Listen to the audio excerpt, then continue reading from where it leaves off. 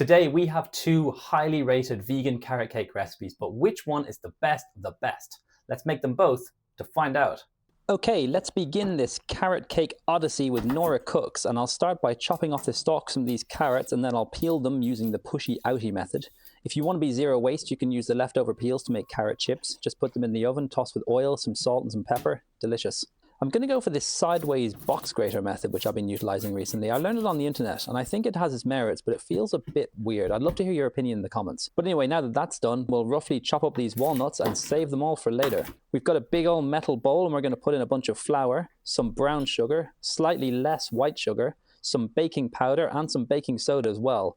Now let's spice this up with some cinnamon, some ground ginger, and a little bit of nutmeg. Finish that off with a sprinkle of salt, and now we're ready to go in with our whisk to air it all out a little bit. We're going to use a heavy amount of canola oil, also known as rapeseed oil, and a generous amount of applesauce.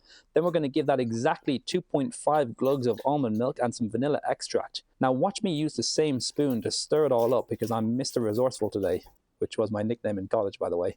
Now that's all stirred and combined and lovely looking, we're going to go in with the carrots and walnuts that we prepared earlier. And now watch me effortlessly switch to this rubber spatula because I'm just firing on all cylinders today. Nothing can go wrong. Absolutely nothing. Ideally, this should go into 2 round baking tins, but I don't have the oven space for that, so I'm just going to have to put it into this big square one and then cut it in half later. And for any of you sharp-eyed viewers out there, that's the exact same silicone brownie tray I've used in several other videos. Bake that until a cocktail stick comes out clean. You can also use a knife if you prefer. And now that needs to cool completely, so while it does, I'll move over to the Deliciously Ella recipe and then we'll frost them both at the same time. So this recipe is also gluten-free if you're interested, and it starts by melting some coconut oil in a small pan on a medium heat. We'll save that for later and go back into our giant silver bowl with some buckwheat flour, a lot of coconut sugar, we got some baking soda, and of course some baking powder and a good amount of ground almonds. There's no need to whisk this apparently, so I'll stir it with my silicone spatula, which is my favorite kitchen tool in case you're wondering. Once that's all mixed up, we'll add a little less carrots than Nora uses, but also some raisins. Also on the subject of raisins, Nora Cook's recipe said you can actually add optional raisins, but she didn't say when to add them, so I didn't. Now it's time to use more almond milk than Nora Cooks called for, and I imagine it might be the buckwheat flour that requires that. Then we're going to finish off this section with the cooled coconut oil and stir it all together. Once again, this should be going into 2 round tins, but it's instead going into the exact same silicone brownie tray from before. Plonk it in the oven, test it with a cocktail stick, and while it cools, we'll make the frosting.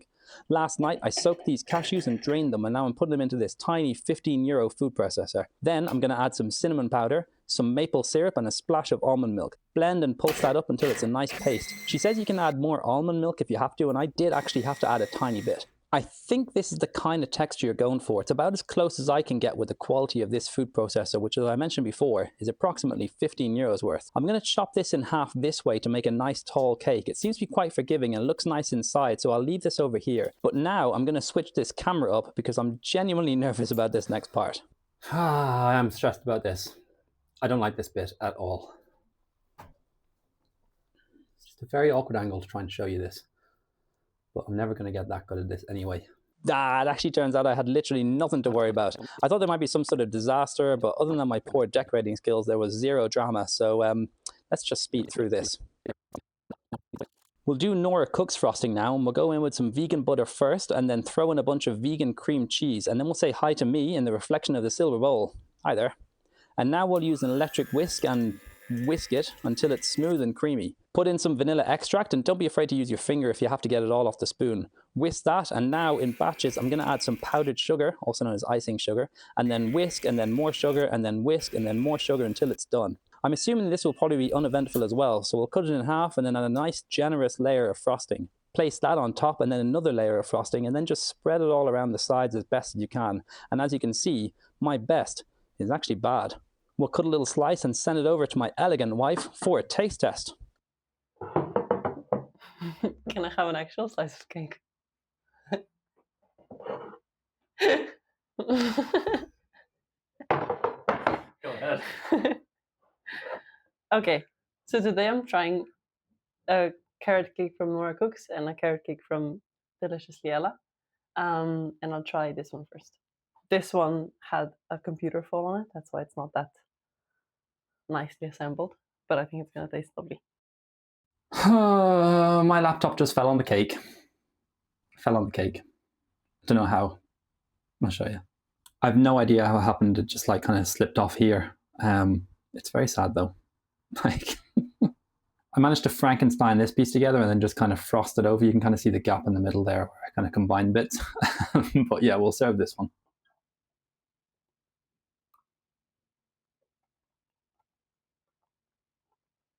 Did you try it? No. Like at all? No. It's so good. Yeah, the frosting is really like smooth and sugary, really yummy. You can see like the carrots and everything. Like it's very orange, like carrot cake should be. And I really like carrot cake, so I feel strongly about it. It must taste like something you'd have for Christmas or something, like an autumn winter cake. So it's very like decadent, and like people don't like that word, but it is very moist and like just like yummy. Yeah, I'm glad I asked for a proper slice. It's really good. It's actually really good. Like really, really, really yummy. Yeah, because vegan cakes sometimes have a reputation for being like super dry or like not have like the nice like rich flavor, but this one's everything you hope for in a cake.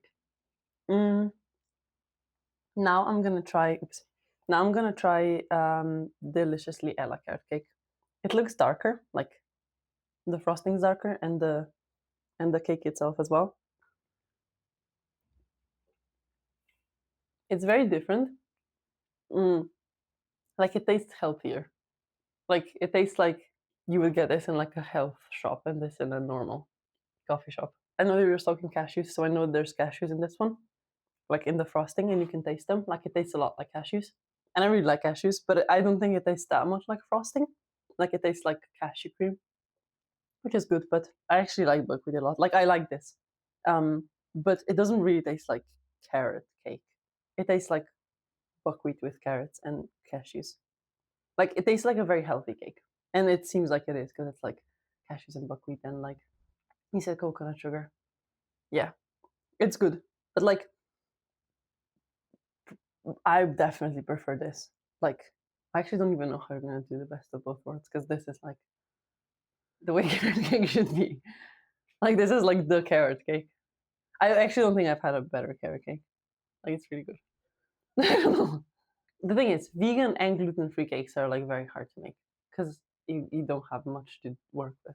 So like I think this one's really cool, like really cool, but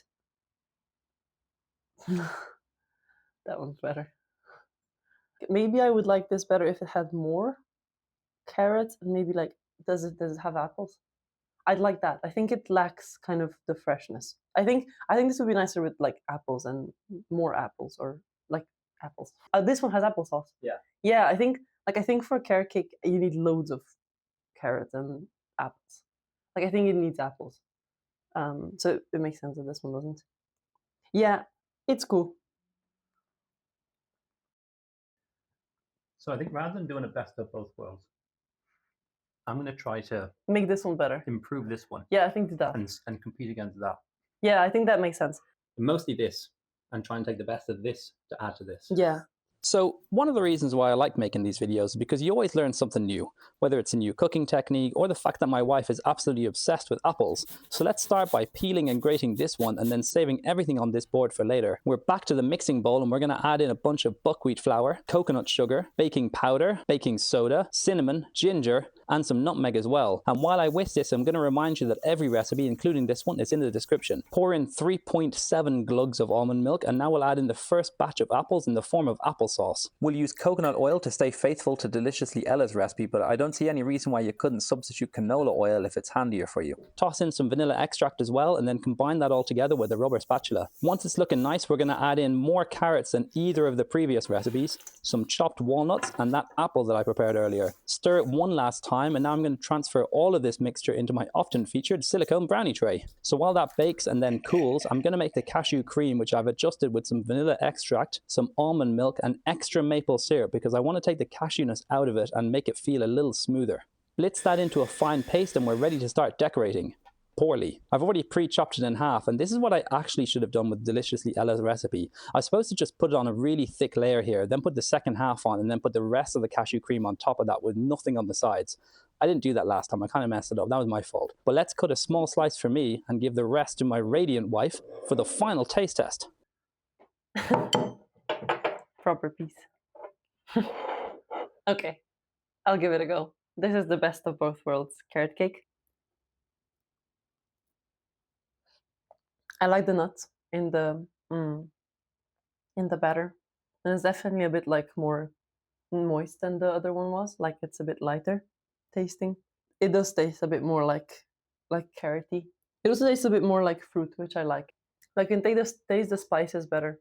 Like I know the one before also had cinnamon, but here it like goes through more. But the frosting seems still like quite similar, but it tastes a bit less like cashew. So I don't know if you added something. Like it still tastes like a healthy carrot cake, but I think it's just the buckwheat. Like I like buckwheat flour, so I think it's really nice, but it tastes healthier because of it. But I do like the changes that you made. Like you get less of a buckwheat taste. So I really like it. It's kind of nice when you have a bite as well. Yeah. I prefer It's the a big icing bite. on this one. It makes You brought it down to the size of the bite. But I have to follow through. It's very